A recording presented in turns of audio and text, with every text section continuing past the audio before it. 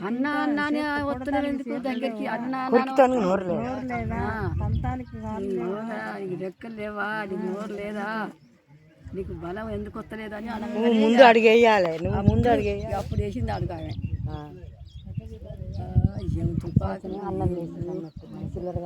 అన్నం లేచిన కానీ దొరలు మా ఊళ్ళోనైతే దొరలు పడతాను ఎవరు కొడుకన్నా రావడం ఉన్నారు ఏ ఊళ్ళో ఇప్పుడు వాళ్ళు చేసిరు అనుకో మన ఊరంతా పోయి వాళ్ళ మీద పడుతుంది మారిరు జనాలు అది కూలి చేసుకుంటారు ఎందుకోసం అంటే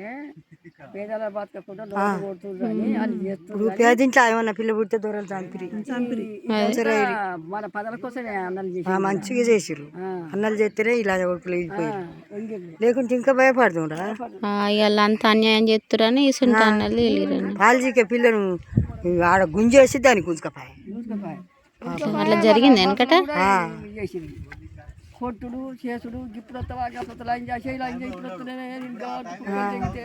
మగవాడు జీతం ఉంటే అది పోగొంట పోతే అది నడవ పోగొంట పోతేనే దాన్ని గుంజుకపోయి అంతే అంత అన్యాయం ఉండేది ఏమన్నా అంటే నన్ను చంపుతాడు నాడు సబ్జెక్ట్ మొగడు సుత్తుంటే తట్టుబడి గుంజుకొని సబ్జెక్ట్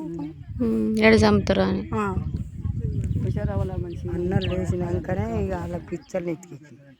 చంపినప్పుడు అయితే మస్తు బాధ అనిపిస్తుంది అవునమ్మా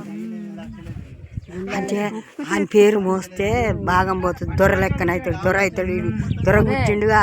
దొర అంటారు ఆయన గుండాలకి ఎత్తుకుంటే పడుకుంటాడు కానీ అదొక దేవతే